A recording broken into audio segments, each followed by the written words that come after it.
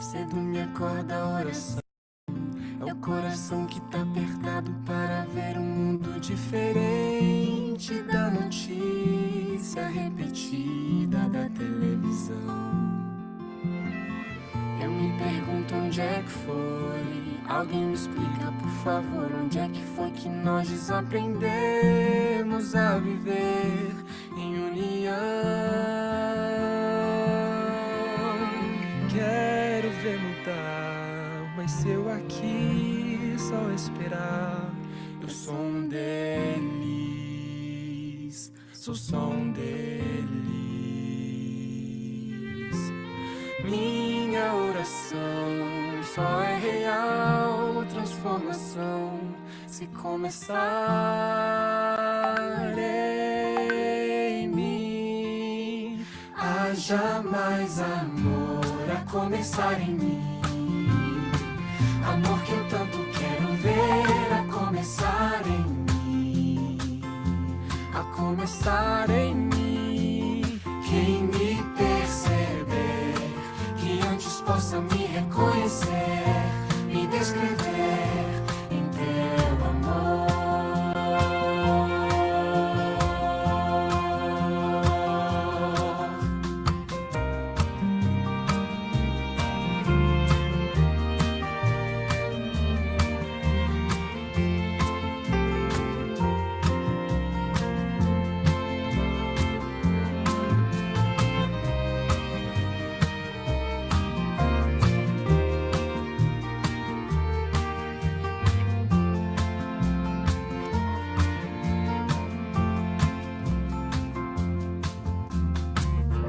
Tivesse mais perdão, se no lugar de apontarem tantos erros fossem estendidos mais abraços, mais olhares de aceitação. Se não mais tanto tempo em vão, se nosso bem mais precioso não faltasse quando pra ouvir, pra entender o meu irmão.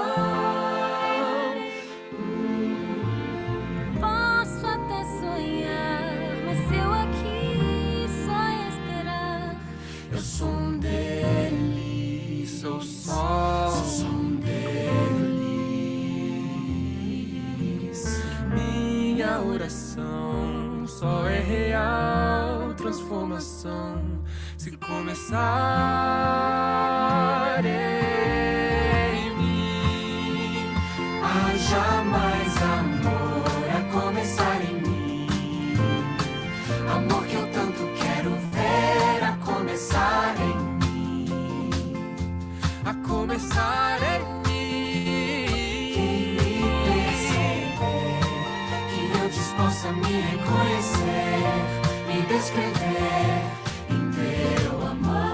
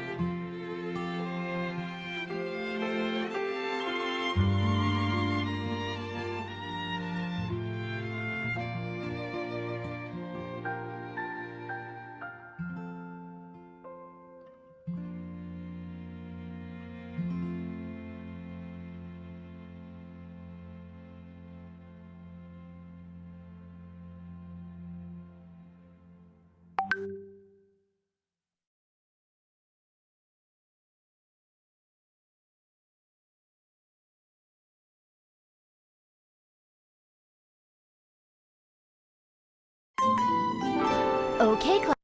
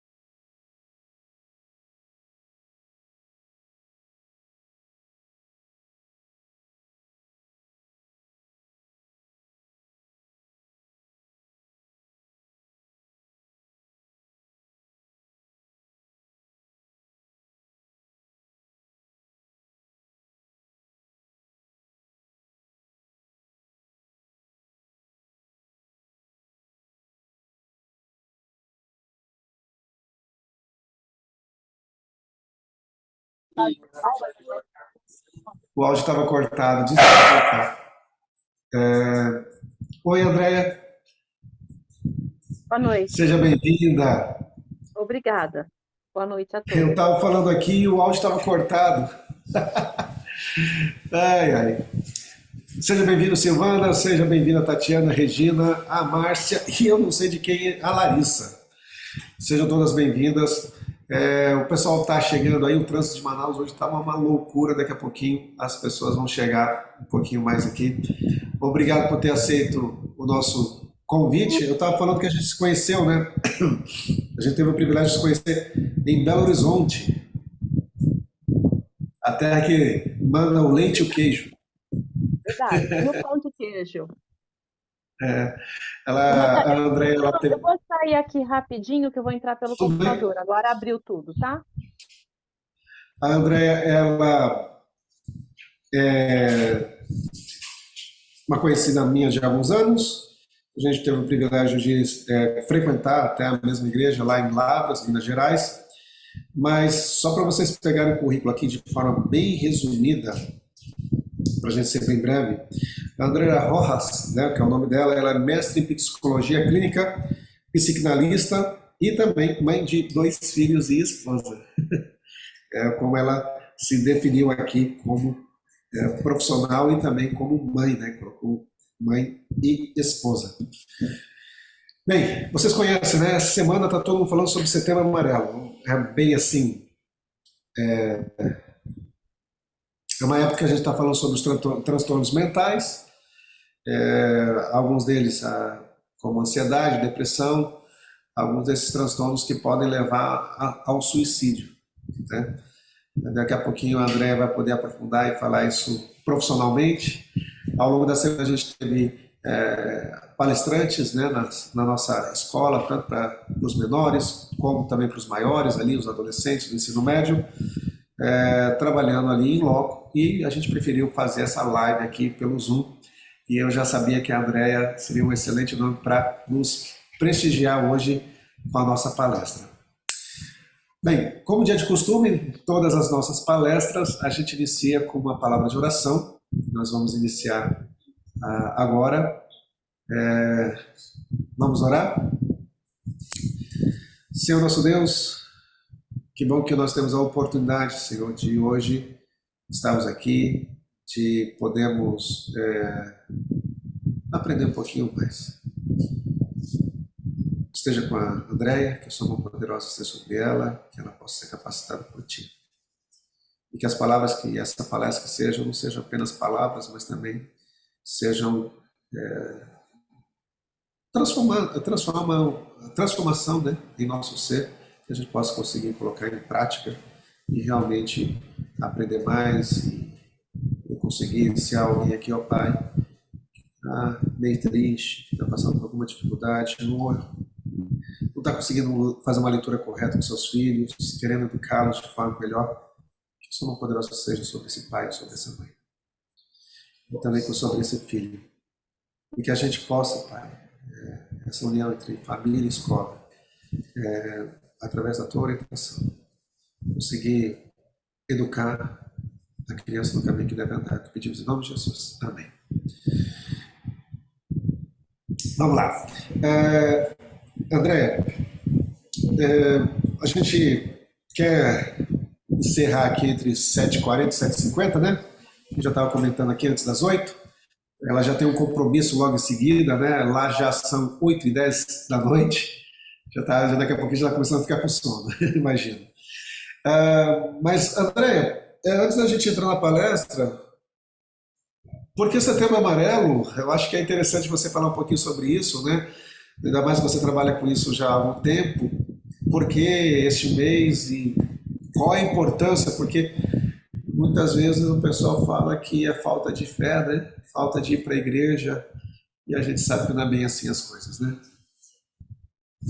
Boa noite a todos. Em primeiro lugar, muito obrigada pelo convite, pela oportunidade de compartilhar esse assunto, né, tão importante com todos. Só uma dúvida, vocês estão me ouvindo bem? Vocês ouvem o ventilador também? Está interferindo na minha fala? Não estou Não? escutando o ventilador, não, tá bom, tá Tá, excelente. tá. Qualquer coisa vocês me falam, tá? Então, deixa eu só... é, eu vou compartilhar, tá? Sim, é o quê? Vocês estão ouvindo? Tá interferindo? Porque aí eu mudo ele aqui de lugar, eu desligo. Acho que... Vocês estão ouvindo o zum, zum, zum dele? Tá bom, Ah, tá tá, excelente. beleza. Tá. Qualquer coisa vocês falam. Já pode compartilhar aí, tá? A tela Tá, já está deixa eu... liberada. Vamos ver se vai. Que aí eu já começo falando sobre isso que eu coloquei aqui.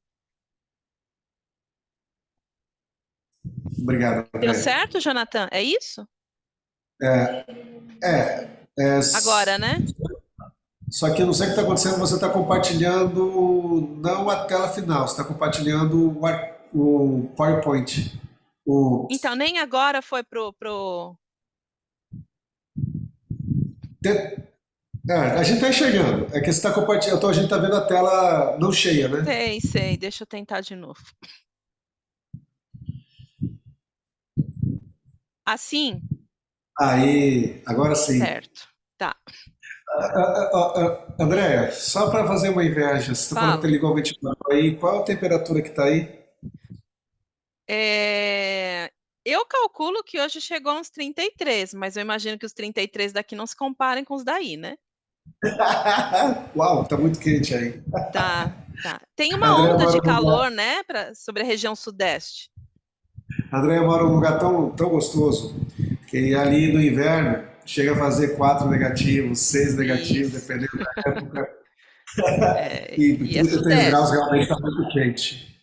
Vamos Tá. lá, André, por favor. Então, é, Setembro Amarelo, né? Por que que realmente é importante falar sobre o assunto, né, que essa campanha propaga todo mês de setembro, que é a prevenção ao suicídio, né? Nós temos aí uma epidemia, pode-se dizer, de saúde mental, né, de adoecimento mental. Na época da pandemia, já se falava que a quarta onda da pandemia seria a saúde mental, e nós estamos colhendo isso, assim, com toda a força, né, de um tempinho já para cá, por tudo que nós vivemos ali, e que não acabou completamente, né? Assim, a gente tem alguns momentos em que isso volta, seja por alguma questão política, seja alguma informação, e reacende aí alguns medos, algumas inseguranças. Mas assim, o porquê disso? Porque é importante falar e prestar atenção né, no cuidado que a gente tem que ter com a nossa saúde mental, porque quando nós adoecemos, e não cuidamos, isso pode levar a uma situação extrema de tamanho sofrimento em que as pessoas podem levar em conta, e muitas realmente levam, a possibilidade de tirar a própria vida. Então, é um alerta, né, para que nós tenhamos essa sensibilidade de olhar para quem está ao nosso redor, e também para avaliar a nossa situação, de que forma estamos lidando com os sinais que nós observamos, né, da nossa saúde. O ponto em que estamos, se isso já se torna, podemos decretar, né, um adoecimento mental. Então, não só um mês de prevenção, de cuidado em relação ao suicídio, mas também de falar de saúde mental. E essa é a minha proposta aqui. Então, quando a gente fala, né, em suicídio, em tirar a própria vida, a gente precisa entender que nós não estamos falando de algo que tem uma causa única, nós estamos falando de pessoas que estão completamente adoecidas e em sofrimento, né. Então, esse adoecimento pode ter múltiplos fatores, e ele pode também ser alimentado pela doença mental ou por circunstâncias da vida. A gente não tem um único fator que fala: "Foi isso que fez a pessoa dar esse passo", né. Então, também é uma situação que não tem classe social, econômica, crença religiosa, escolaridade ou idade. Infelizmente, a gente tem visto, inclusive, crianças, né. Claro que ainda numa menor proporção, mas tem, assustado, né, aqueles que trabalham diretamente com a saúde mental, a quantidade de crianças que têm aparecido com tentativas, né, de tirar a própria vida. A Organização Mundial de Saúde fala muito sobre esses 4 Ds, que permeiam essa condição de adoecimento e que pode levar a pessoa a buscar, né, tirar a própria vida, que é o desamparo, a sensação de desesperança, de desespero e a depressão. Então são esses 4 Ds, né, que de alguma forma permeiam, eh, a vida daquela pessoa que está adoecida. Então o desamparo é a sensação de não ter com quem contar, de não ser compreendida, a desesperança por não ver uma solução para aquilo que ela está sentindo, por não perceber que, existe uma saída para ela, e isso faz com que ela entre num desespero, e o pano de fundo é a depressão. Toda depressão pode levar a uma tentativa de tirar a própria vida? Não. Mas, em geral, as pessoas que cometeram, né, esse atentado à própria vida, elas estavam com depressão. Então, tem que prestar atenção. E aí, eu coloquei essa citação aqui, porque às vezes a gente acaba criando alguns estereótipos, né, e nos faz desviar de sinais importantes. O fato de alguém ser extremamente feliz não significa que não seja extremamente triste. A extrema felicidade é, em geral, uma janela para a tristeza, se soubermos olhar para ela. De vez em quando eu vou precisar tomar água. Quem é esse autor, né? O Solomon é um estudioso da depressão. Ele escreveu um livro bem grosso, né, o que chama O Demônio do Meio-Dia, em que ele trata muito sobre a depressão. E ele fala, né, nessa citação, ele se remete muito, por exemplo, a comediantes que tiraram a própria vida por estarem adoecidos, por estarem com depressão. Por exemplo, o Patch Adams, me fugiu o nome dele bem agora, mas aquele ator bem conhecido que fazia muita comédia, mas que tinha um sofrimento mental tremendo. Então é importante a gente entender que a pessoa que aparenta estar feliz não quer dizer que ela não tenha sofrimento, que ela não tenha tristeza profunda também. E eu queria citar para vocês esse livro, que é um livro que eu li, que me impactou muito, que dentro desse contexto Eu tirei apenas um trechinho dele, mas do que se trata? Essa autora, a autora desse livro, ela é a mãe desse menino que está na capa, não sei se dá para vocês verem, mas é um dos meninos responsáveis pela tragédia de Columbine. Não sei se vocês vão se lembrar, mas Columbine é uma escola americana, a primeira escola que teve aquela tragédia gigantesca de alunos matando alunos, professores, e depois desse atentado, né, até hoje a gente tem colhido, né, mais histórias e vivenciado experiências, tristes como essa, mas foi a própria mãe de um dos meninos que escreveu esse livro, contando, o como ela vivenciou isso e como ela, né, sendo mãe de um desses assassinos, conseguiu lidar e entender essa situação. E por que que eu trouxe esse livro? Porque, pensando nessa citação que eu falei, ela traz uma questão importante, que às vezes a gente, espera ver adoecimento em alguns comportamentos padrões. E ela fala que a família dela era muito estruturada, e tanto ela quanto o marido eram muito presentes na vida desse filho, e do irmão também, ele tinha um irmão mais velho. E ela fala, né, por trás daquela atrocidade hedionda, havia um garoto tranquilo, tímido e agradável.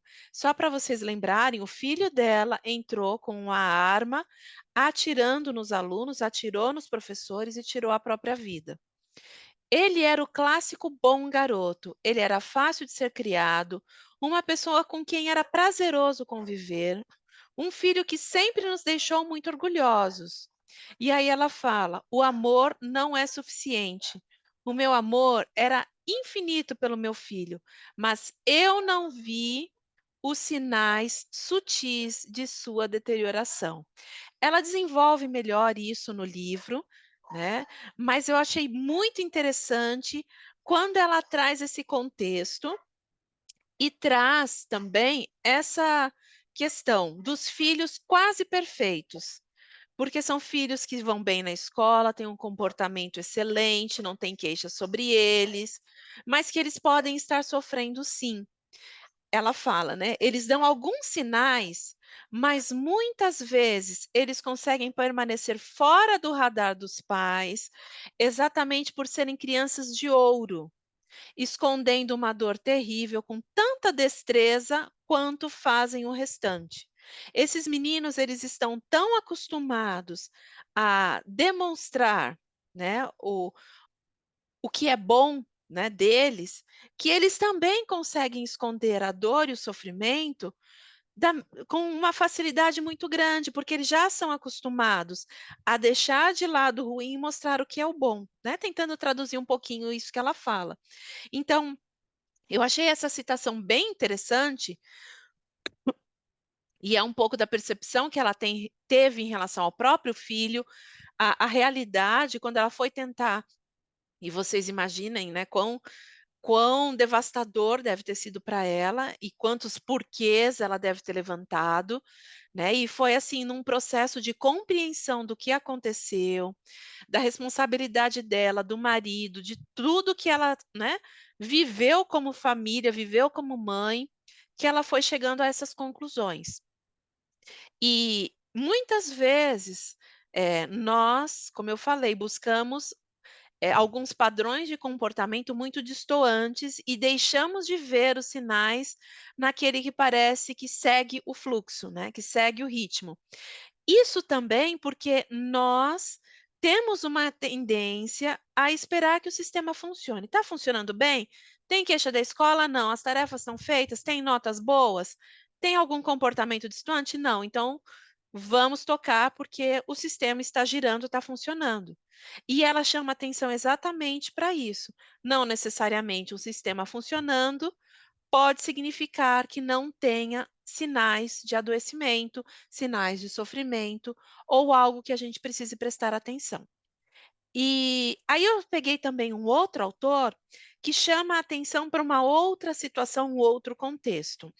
Eu fiz um apanhado aqui para levantar algumas questões, né, de reflexão mesmo como pais, para os para essas questões de saúde mental dentro do nosso lar, né? Dentro do nosso contexto familiar. E esse autor, Hugo Ferreira, ele chama atenção para uma geração que ele se denominou a geração do quarto. Ele fala: há um grupo de meninas, meninos, de 11 a 18 anos, frágeis emocionalmente, que demonstra sérios problemas de convivência entre seus pares e também com adultos com os quais convivem. Eles passam mais de 6 horas por dia, visivelmente isolados, o que demonstra um profundo sofrimento psíquico. Têm muita dificuldade de dizer o que sentem, um potencial de violência contra si ou contra o outro muito intenso e muito forte. Então, qual é, né, esse contexto que essas crianças e adolescentes vivem? Não necessariamente a gente esteja falando de famílias desestruturadas, mas também estamos. O livro dele, acho que está aqui. Ele fez todo um estudo no Brasil.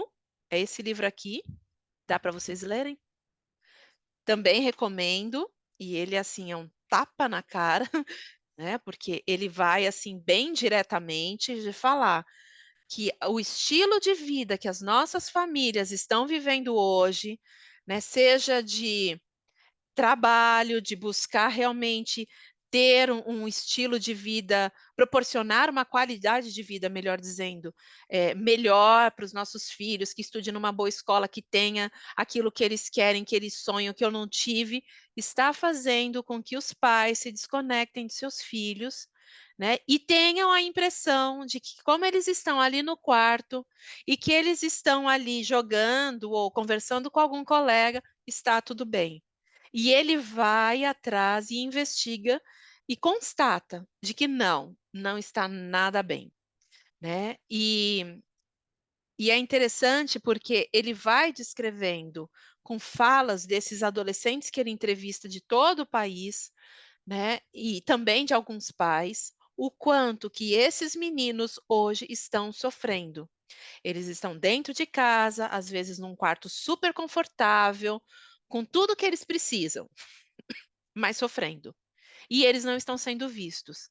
E esse sofrimento, né, tem trazido, como ele fala aqui, um potencial de violência contra si, contra o outro, cada vez mais forte. E a gente precisa entender um pouquinho do contexto da adolescência, porque é nessa transição da infância para a adolescência que uma chave vira. Né? E muitas coisas que já não estavam bem na infância são potencializadas nessa transição. E eu coloquei aqui exatamente alguns pontos que a gente precisa entender dessa transição, que não necessariamente sejam sinais de adoecimento ou de sofrimento, mas que a gente precisa entender que fazem parte dessa mudança, mas que dependendo de como foi a infância, esta mudança, esta transição, pode trazer sim muito sofrimento para esses meninos e meninas. Então, é um período muito complexo de operações e transformações mentais, emocionais, fisiológicas, né? Então, realmente é algo que explode dentro deles, eles recebem aí uma chuva de hormônios, e essa chuva de hormônios vai fazer transformações em todas as áreas da vida deles, né? E eles passam também pelo 3 lutos. O luto pelo corpo infantil, porque o corpo começa a se transformar, eles já não se reconhecem naquele corpo que eles tinham e precisam se adaptar a todas essas mudanças e transformações que eles estão sentindo. O luto pela perda da identidade infantil, porque eles eram reconhecidos até então como crianças e agora eles começam a ser cobrados como adolescentes, mas às vezes eles são cobrados ainda como crianças. Eles são tratados como crianças, mas cobrados como adolescentes ou vice-versa. Então, isso traz, né, uma grande confusão para eles, né? Afinal de contas, o que que eu sou aqui? E é um processo natural. E o luto pela perda dos pais da infância. E isso é muito importante da gente entender.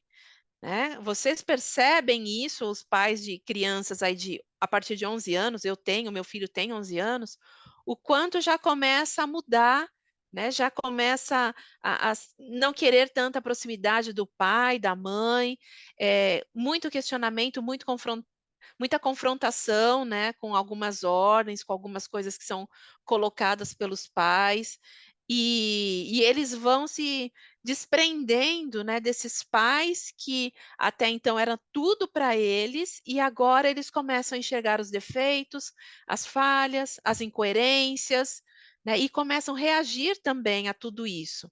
E tentam conciliar o amor, todo o sentimento que eles têm por esses pais. Então, tudo parece se tornar uma grande explosão. As mudanças de humor vêm, a irritabilidade, uma angústia que paralisa na hora de encarar as próprias dificuldades e também uma tendência muito forte de projetar sobre os mais próximos, né, ou seja, o pai, a mãe, os irmãos, aquilo que eles estão sentindo. Então, eles não conseguem processar e verbalizar, eles simplesmente atuam. Né, eles estão com raiva, eles explodem, eles estão ansiosos, é no corpo que eles sentem.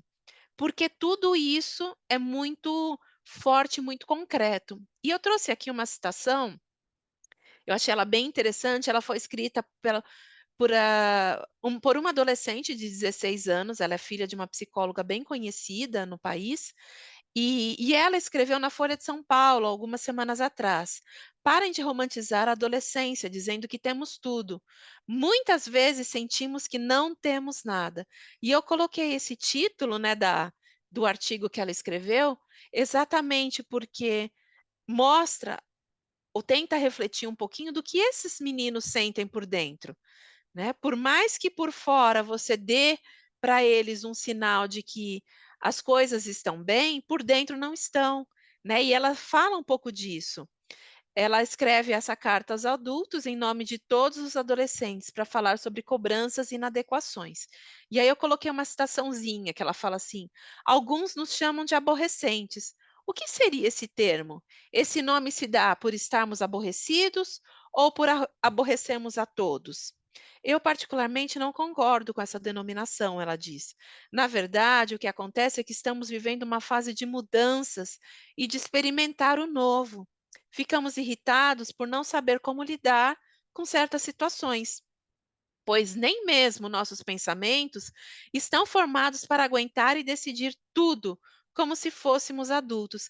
E é interessante isso que ela traz, porque ela conseguiu verbalizar o que muitos não conseguem, né? Que talvez seja difícil para, dependendo da faixa etária, traduzir em palavras, traduzir as emoções ou os sentimentos daquilo que eles estão vivenciando, da enxurrada de informações que eles estão recebendo tanto internamente pelas mudanças, quanto externamente pelas cobranças, pelos retornos das pessoas próximas que eles têm, né. Então, assim, existe algo lá dentro acontecendo e que precisa ser entendido e respeitado, né.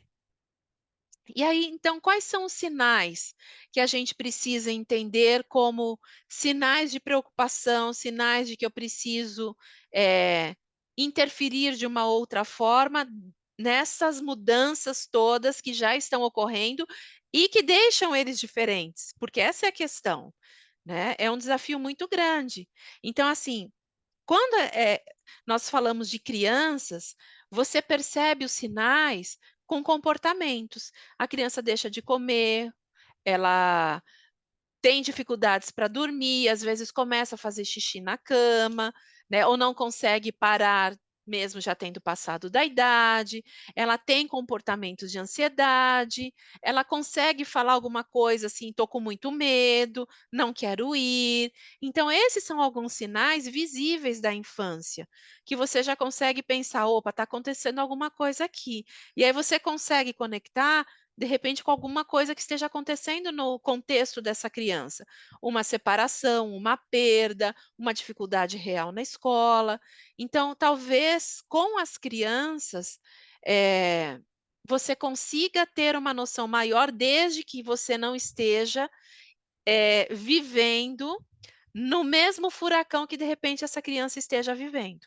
Então, se você de repente está num processo muito difícil da vida e não esteja conseguindo se conectar ao seu filho, ele esteja reagindo a todo esse tufão, né, esse furacão, pode ser que você não perceba os sinais, mas alguém vai vir te falar, seja a escola, seja algum parente próximo. Você reparou, né, que ele não, seu filho não está legal, que ele está assim, um assado. Agora, na adolescência, o olhar tem que ser um pouquinho mais apurado, né? Precisa de um pouco mais de sensibilidade para tentar decifrar aquilo que faz parte do processo e aquilo que pode ser um sinal de sofrimento. Então, para a gente entender, quando não cuidado e tratado, um distúrbio mental leve pode virar algo muito mais grave e com prejuízos futuros para essa criança ou adolescente. Então, se você percebeu algo na infância, cuide, porque nessa passagem para a adolescência tudo fica potencializado e ali realmente pode acontecer algo mais grave no sentido de um adoecimento maior, né, daquilo que não foi cuidado. Transtornos mentais são alterações do funcionamento da mente que prejudicam o desempenho da pessoa na vida familiar, social, estudos, na compreensão de si e dos outros e de ter prazer na vida em geral. Por que que eu coloquei assim bem definidinho? Porque às vezes a gente tem a tendência de falar assim: "Ah, não, vai passar. Ah, isso aí meu pai teve, minha tio tem, isso aí passa. Não, a gente consegue lidar bem com isso". Não, né, não quer dizer que você chegou à fase adulta, né, e consegue ter uma vida funcional, que isso seja bom, né. Você precisa questionar quem convive de perto com você, se realmente tá legal ser assim, né. E você precisa entender que se você chegou até aqui dessa forma, hoje em dia o contexto é muito diferente, né, e não dá para deixar passar sinais de transtornos mentais, sinais de adoecimento, sinais de sofrimento. Você precisa entender que ali existe algo e que você vai precisar olhar com mais cuidado e ver que providências tomar. Então, quais são os transtornos mais comuns? Na infância e principalmente na adolescência. A depressão, a esquizofrenia, síndrome do pânico, o transtorno obsessivo compulsivo, transtorno bipolar do humor. Sendo que, com exceção da depressão, muitos desses, eu vou chamar aí de explodem, né? Vou falar assim, explodem nessa passagem da puberdade para a adolescência. Começam a aparecer sintomas, você começa a perceber que o seu filho ele está estranho e não tem a ver com essa mudança da adolescência, né. E realmente pode ser um indício de que um quadro mais sério está se formando, né. Então o que que a gente observa? Atos antissociais, né, uma coisa assim é não querer mais estar onde os pais estão, né, onde a família está, mas se há um isolamento, se existe algumas quebras de regra, né, mais graves, em que isso tem prejuízos, em que isso prejudica mais pessoas, é importante olhar. Que aí entra também no distúrbio de conduta, comportamentos hostis e agressivos. Então é diferente de ter uma explosão, adolescente tem muita explosão, né, às vezes ele não está sabendo lidar com aquela emoção, com aquele sentimento, ele explode. Ok, isso está dentro de um esperado. Agora, se há uma hostilidade, uma agressividade constante, em situações em que não cabem, né, em que de repente ele resolvia de uma forma até mais tranquila, mas agora ele está realmente mais agressivo para tudo, pode ser um sinal importante. Autoacusação, então ele fica, ele se culpabiliza muito de coisas que, não tem nem conexão, nem sentido, né, uma visão distorcida de si mesmo, você percebe que ele começa a entender que tudo é culpa dele, que não ia dar certo mesmo por ser ele.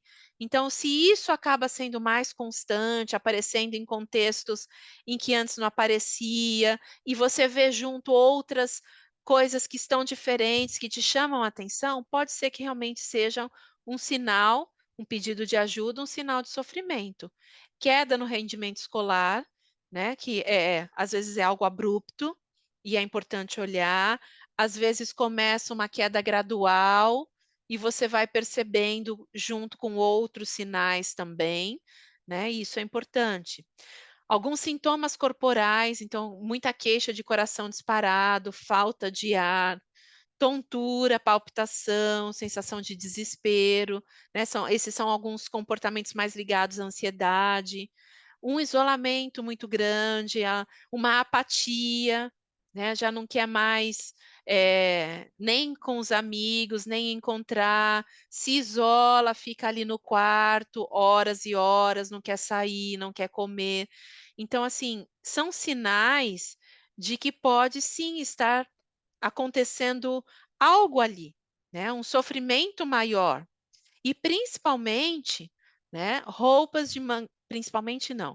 É importante olhar, né, quando começa a usar muita manga comprida, muita calça, calor de 40 graus de Manaus, está lá de manga comprida, né, ou começa a usar pulseiras mais largas, ou começa a colocar alguns curativos, porque pode ser sinal, né, de autolesão. A autolesão não necessariamente leve a tirar a própria vida. É uma forma que esses meninos e meninas estão encontrando de aliviar a dor e o sofrimento. Mas, assim, é um pedido de ajuda tremendo, né? Estou sofrendo muito, preciso de ajuda, né? E às vezes eles nem conseguem verbalizar exatamente o que está acontecendo. Mas o fato de se cortarem, às vezes eles procuram algumas partes do corpo mais escondidas também, né? Tem muitos que se cutucam até se ferir, ficam cutucando o couro cabeludo, né, até se ferir, é para sentir a dor, se furam, se queimam, né, então é como se essa dor concreta fosse um alívio para a dor que eles não estão conseguindo exprimir, né. Bom, e aí o que que a gente faz? O sofrimento, o adoecimento, o isolamento, a sensação de solidão de nossas crianças e de nossos adolescentes nos advertem para uma questão central. Nós também estamos adoecidos. Seja pela carga de trabalho, seja pelo estilo de vida que escolhemos viver, seja pelas questões que não estamos resolvendo da nossa própria vida, né. Esse autor da geração do quarto que comenta isso no livro. E eu achei importante destacar, porque às vezes a gente olha tanto para os filhos e esquece, né, de que talvez eles estejam nos avisando que o adoecimento ali é um reflexo de do que não está bem em nós, né, como pais. Então, a primeira coisa é entender como é que eu estou. Como é que eu estou com sinais que o meu corpo e o meu emocional estão emitindo? O que que eu estou fazendo com isso, né? Como é que está a dinâmica da família? Como é que está o casamento? Porque, assim, tem pais que estão vivendo num pé de guerra tão grande que não sobra mesmo um olhar para esses filhos. E esses meninos, eles captam tudo, né, e eles vivenciam isso no mundo deles, da forma deles, eles se isolam. E é interessante porque nesse livro da Geração do Quarto tem muita citação, né, desses meninos que falam que eles saem do quarto para quê? Não tem nada acontecendo, eu vou lá, meu pai está no celular, minha mãe está em outro, eu fico no meu, fico lá no meu quarto, porque aí eu estou de boa, né. Ou eles saem do quarto, eles encontram o quê? Um pé de guerra danado, né, uma briga. Eles saem do quarto, não encontram os pais, porque eles estão sempre trabalhando, estão sempre nos afazeres. Então eles vão para o quarto. Lá que eles vão ficar, porque ali eles constroem o mundo deles. Só que eles estão adoecendo, né? E isso está cada vez mais claro. Basta a gente ver as notícias diárias, né, de como a saúde mental, as queixas, as demandas estão aumentando absurdamente, né? Bom, e aí? Uma coisa importante, relembre como você viveu a sua infância e a sua adolescência. Porque aí você vai se lembrar também de como você passou por situações que foram difíceis para você. Como é que foi quando você ficou menstruada? Como é que foi quando você percebeu seus seios crescendo? Como é que foi para você, menino, quando começou a ficar excitado? Quando se percebeu, com o rosto cheio de espinhas? Quando percebeu a voz mudando? Como é que isso foi para você no seu contexto de casa, na escola? Como é que seus amigos te trataram? Né? E aí entra uma outra questão que eu acabei não mencionando, mas a questão do bullying, do cyberbullying, né? Esses meninos, eles são muito cruéis, né? E principalmente no contexto de escola.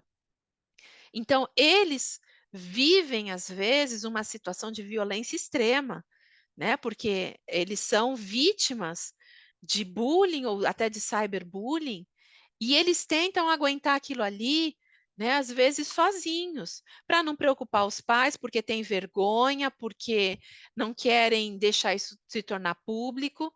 E os sinais de quem está segurando e não está dando conta, eles são visíveis, mas às vezes você não está lá para ver, né. Então, para saber e perceber, é necessário estar presente. Não é por procuração que você vai descobrir os sinais no seu filho, não é perguntando para babá, para empregada ou para quem cuida, é a sua conexão com ele, né. Então não adianta, se você não estiver lá, você não vai saber. E aí é importante sim conversar. E talvez você não tenha sucesso de primeira, porque talvez isso não tenha sido construído desde o início.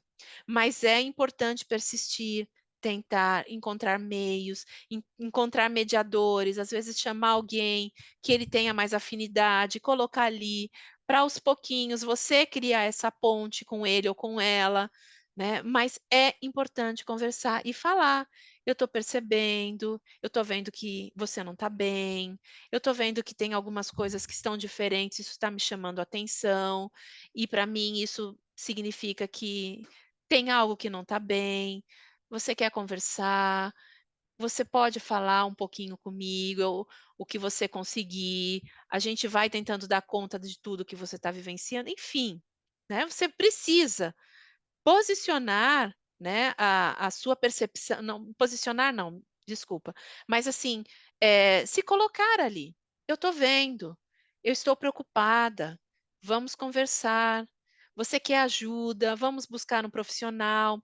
Tem uma autora que fala assim que seria muito importante para todos os adolescentes passar por algumas sessões de terapia. Não quer dizer fazer um acompanhamento terapêutico, mas às vezes o fato deles encontrar alguém que ele não tem um contato próximo, que vai ajudá-lo a organizar as ideias, as emoções e os sentimentos, podem fazer diferença, uma diferença enorme para o restante da vida dele, no sentido de que ele ali, naquelas poucas sessões, ele consegue dar um start, né? Ou quem sabe ter um insight de algo que não estava se encaixando, de algo que estava confuso e que de repente ali ele vai, né. Então fica também uma dica em relação a isso, né, procurar com ele um profissional, veja se ele está disposto, aberto, seria para conversar, trocar umas ideias, você fica se você quiser, se você gostar, mas acho que seria importante, né. E propõe para o seu filho, para sua filha, essa possibilidade. Questionar diretamente, né, o que te preocupa. Problemas emocionais e sintomas psicológicos não se resolvem sozinhos. E eu acho isso muito importante. Não fiquem com isso: "Ah, vai passar. Ah, é da idade". Se você está vendo, pai, se a mãe está ali mais próxima, está te contando: "Olha, estou preocupada, ele não está bem, eu estou vendo", não banalize: "Ah, não, ixi, isso vai passar, já é frescura, é da idade", tá. Entenda, pode ser um sinal importante, e se está pequeno, fica melhor para cuidar, se cresce, pode ser mais difícil. Então, assim, busque ajuda. Profissionais são capacitados para cuidar, né, da saúde mental. Às vezes a gente tem muito preconceito ainda. Consegue buscar um ortopedista se a perna quebra, consegue ir no ginecologista anualmente, consegue buscar um dentista se o dente dói. Mas quando fala da saúde mental, ah, não, vai passar, Deus é meu psicólogo, é só um tanque de roupa que me ajuda, é terapêutico. Não, Deus deu sabedoria para os profissionais, né? E aí eu só queria diferenciar rapidinho, o psicólogo do psiquiatra. O psiquiatra é aquele que fez o curso de medicina e ele está habilitado para cuidar de um paciente, dando a medicação correta, né? Às vezes ele não acerta de primeira, mas é esse profissional que vai entrar com a medicação. Por que que a medicação é importante? Porque às vezes ela vai. Pense numa casa sendo reformada. A medicação é aquela que vai colocar ali os andaimes, que vai sustentar a estrutura da casa, para o psicólogo, que tem uma outra formação, que cuida do emocional, né, dos pensamentos, ele vai entrar e entender o que está acontecendo ali. Então, a medicação dá uma sustentada para o psicólogo trabalhar as questões. Então, muitas vezes é necessário esse trabalho conjunto, em algumas situações, só o psicólogo com o processo terapêutico vai ajudar, tá? Mas precisa buscar ajuda. As dores psíquicas não devem ser mensuradas desde fora. Então, se algo está difícil para ele, segundo o próprio relato dele, não cabe a ninguém discordar disso. Então, se o seu filho, se sua filha conseguem verbalizar algo para você, né, e chegar e falar assim: olha, eu não estou bem, eh, tá, eu estou sentindo que tem alguma coisa estranha, eu não quero ir para a escola, eu estou sofrendo. Não banalize, respeite, acolha, tente entender de que forma ele pensa que é o melhor, a melhor forma de ser ajudado. Entre para ajudar, busque junto a ajuda, mas não use a sua régua para medir o sofrimento do outro, seja dos seus filhos, seja do seu marido, seja da sua esposa, né. Então, se eu falo que eu estou sofrendo com isso, é porque eu estou sofrendo com isso. Então respeite, né. Não adianta eu falar: "Não, mas eu já passei por isso, nossa, isso aí eu tirei de letra". Ótimo, o seu tempo foi outro, o seu contexto foi outro, você não tinha redes sociais, você não tinha internet e celular na sua mão, né. Hoje o contexto é bem outro. Então a gente não pode banalizar um relato de sofrimento, né, a gente não pode diminuir a intensidade daquilo que ele está te contando, né. Bom, e o que mais? Definam expectativas e limites de forma clara, para que vocês possam construir uma relação de confiança e diálogo. Então, assim, não adianta chegar e impor: "Agora vai ser assim aqui em casa". Porque isso não funciona com adolescente, né. É importante sentar junto, falar: "Olha, eu estou percebendo que, de repente, a forma como nós estamos lidando aqui na nossa casa, com redes sociais, com celular, com tecnologia, não está legal. Eu estou num canto, seu pai no outro, você no outro, seu irmão no outro. A gente quer propor uma mudança. O que que vocês acham?". E provavelmente de primeira eles neguem. E aí você se mantém firme. Não, as mudanças elas vão precisar ser feitas, porque a gente precisa se encontrar mais, conversar mais, saber o que está acontecendo um com o outro. E aí você vai propor: "O que que vocês acham então da gente almoçar todos os dias aqui à mesa, sem nenhum celular?". Estou aqui, né, levantando uma hipótese. Pode ser um começo, né, então vocês têm lá o lugarzinho onde todos vão deixar o celular e vão sentar e vão aprender, muitas vezes, a almoçarem juntos ou a comer uma refeição juntos, ou sentar ali na sala com a televisão desligada para conversar, jogar um jogo de tabuleiro, né, momentos em que vocês interajam, mas que não seja imposto. Não adianta, né, tirar os filhos do quarto e eles caírem num nada, num vazio, né, de não ter alguém ali emocionalmente para se conectar. Eles vão voltar e não saem mais, né. Reconheça o bom, reconheça os pequenos esforços, reconheça o que eles conseguem fazer e elogie. Veja, não é encher a bola, né. A gente vive aí numa cultura de uma positividade muito tóxica, né. tudo tem que ser bom, melhor, maravilhoso, perfeito, você está muito bem, vamos e vamos, vai dar certo. Não, mas assim, reconheça o esforço, reconheça aquilo que ele deu conta, até para ele ter um parâmetro, né? Porque tem muitos filhos, e eu vejo isso muito no consultório, né? Quando o filho chega com a nota, não fez mais que obrigação. Essa frase, né, repetidas vezes, deixa aquele menino no futuro sem um parâmetro. Então, qual é o bom afinal? Né, eu ouvi uma vez de uma paciente que a mãe falava assim: "Ah, 10 está fácil, eu quero ver você tirar 11". Né, então assim, qual é o parâmetro? O que que é o bom afinal? Então a gente precisa ajudá-los também a entender que o esforço leva a uma recompensa e que vale a pena o esforço. Né? Não é só encher a bola, mas entender o processo e falar sobre ele. E uma coisa importante, né? Escolha as batalhas para não perder a guerra. Não adianta você começar a implicar com tudo. Tem coisas que você vai ter que deixar de lado. Por exemplo, né? Vou pensar aqui. De repente quer pintar uma mecha de azul do cabelo, o verde, o vermelho, enfim.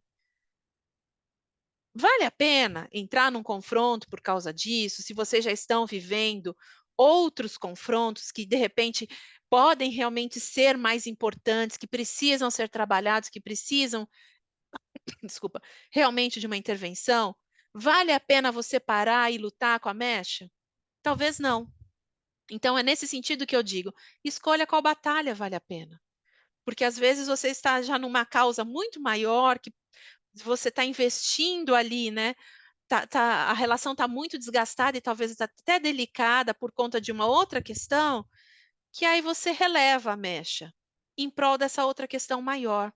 Porque se tudo for a ferro e fogo, não encontra conexão, né? Porque aí parece que nada tá bom daquilo que ele tem, daquilo que ele é, daquilo que oferece, né? Então, é importante escolher. Vale a pena? Não vale. E às vezes você tem que dar uma cutucada, né, para o marido, para a esposa. Deixa passar, depois a gente conversa. E você não vai deixar de orientar, não vai deixar de falar algo, se for o caso, né? Mas não precisa virar batalha, né? Você aborda de uma outra forma, fala: "Olha, filha, particularmente, eu não concordo muito com essa história de ficar pintando o cabelo, de descolorir, não acho isso legal. Mas eu vou respeitar essa sua escolha, que é diferente de um piercing, de um alargador, né, de uma tatuagem. Mecha você tira, né? Então, assim, por isso que eu estou falando, escolha as batalhas para não perder a guerra, né? E tenha uma rotina, sabe? Uma das questões também que esse autor traz, e isso eu também vejo, né, em consultório às vezes, que a coisa dentro de casa corre solta. Né, então assim, ninguém tem hora para comer, cada um come o que quer, um entra e sai, vira quase uma, né, uma casa de passagem ali. De repente se encontra um pouquinho antes de dormir, "oi, oi, oi, tchau, tchau, tchau", e não tem uma rotina, né. E é importante ter rotina, porque a rotina traz inclusive uma regulação emocional para gente, e isso ficou muito claro na pandemia. Por isso que foi tão falado na pandemia. Tenha horário, né, comam no horário, trabalhem no horário, faça uma pausa. Isso vale para a vida. Então tenham uma rotina. Ah, mas um estuda de manhã, um estuda à tarde, trabalha.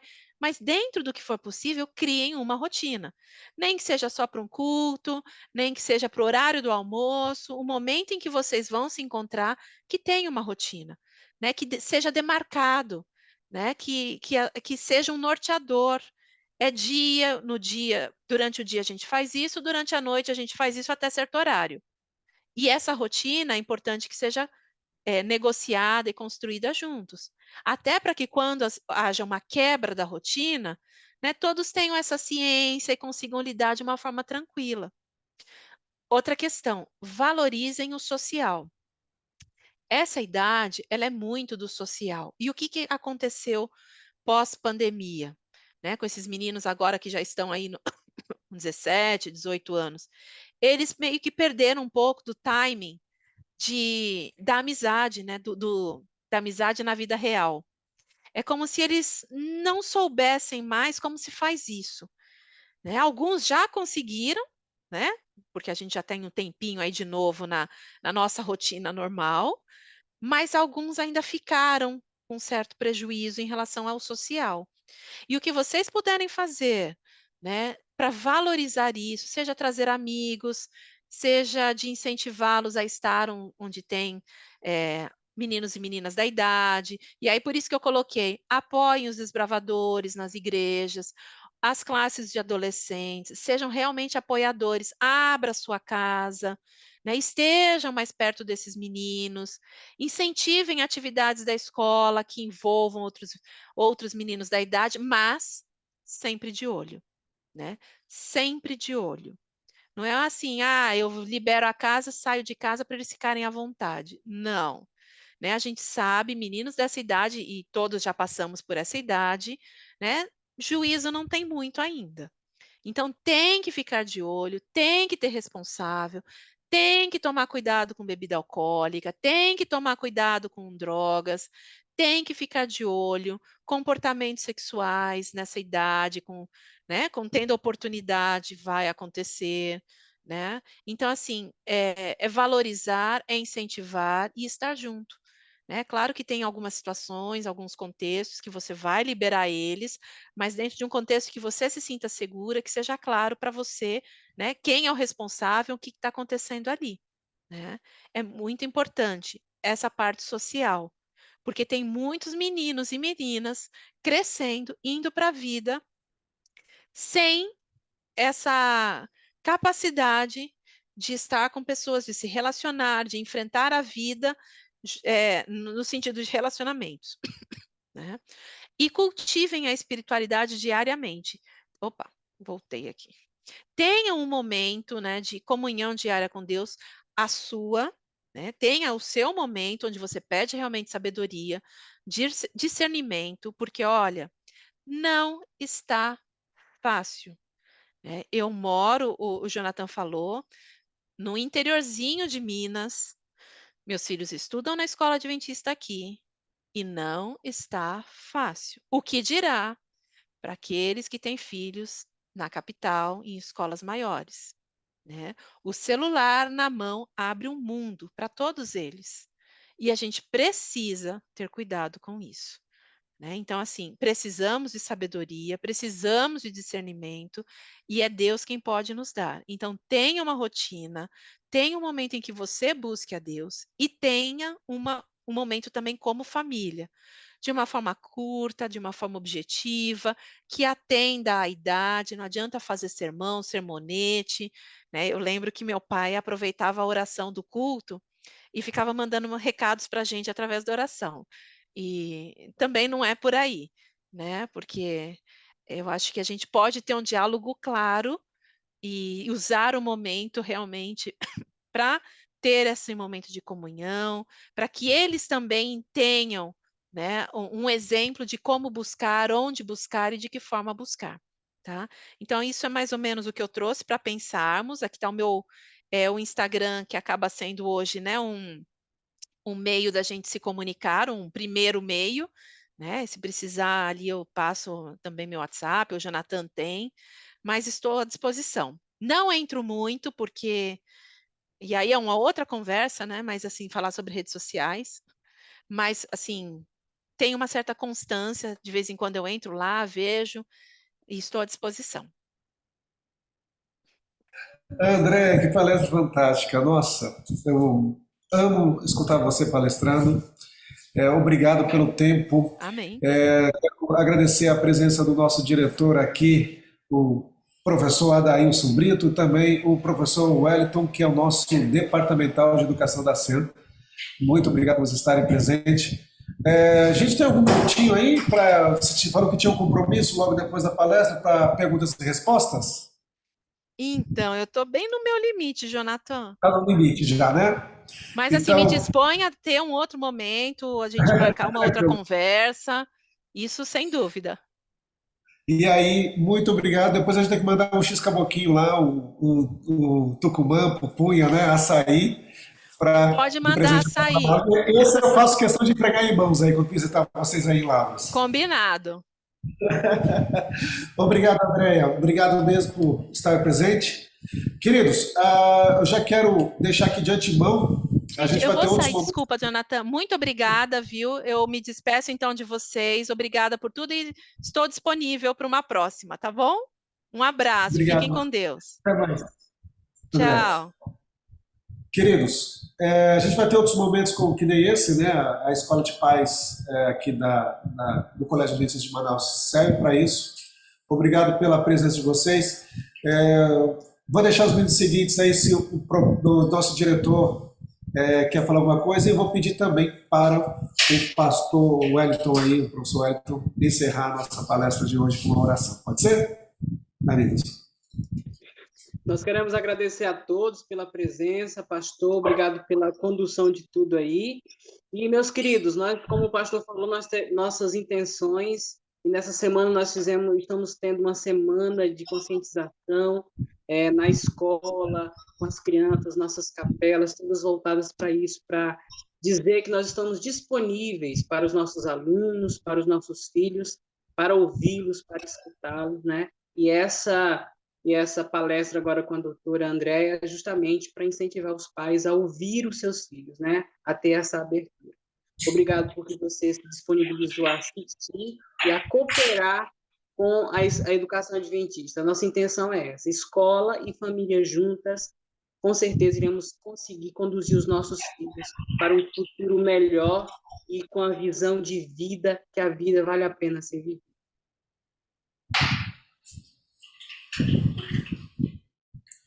Ok, obrigado, professora. E professor Wellington, boa noite. Gente, boa noite. Que palestra sensacional. Estou aqui maravilhado com as palavras da doutora Andréia. Nós acreditamos que quando a família está solidificada nos planos de Deus, fica mais fácil para trilharmos e termos a vitória. E eu parabenizo aqui, tá, o CAM, né, a Escola Adventista ali da 7, né, pelo trabalho que vocês têm realizado, e essa é uma excelente iniciativa, viu? Que Deus continue abençoando vocês. Eu queria fazer uma oração, então, para a gente finalizar. Eu sei que muitos estão cansados, né? Vamos agradecer a Deus pelo dia e pedir a Ele também a orientação para colocarmos em prática tudo que nós aprendemos essa noite. Vamos orar. Bondoso Jesus, muito obrigado, porque o Senhor é Criador, o Senhor é o nosso mantenedor.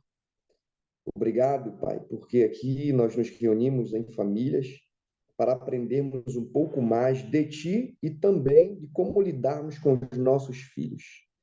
É uma responsabilidade muito grande que o Senhor nos confiou. E nós, como sacerdotes do lar, nós, como ministros do nosso lar, temos, Pai, o dever de encaminhar os nossos meninos e meninas. Dê-nos sabedoria dia a dia, que possamos crescer, Pai, diariamente através da Sua palavra. Abençoa aqui todas as famílias. Não deixe faltar nada, Pai. Dá-nos uma noite de descanso em nome de Jesus. Amém, Senhor. Boa noite a todos, até o nosso próximo encontro. Que Deus abençoe vocês. Tchau, tchau.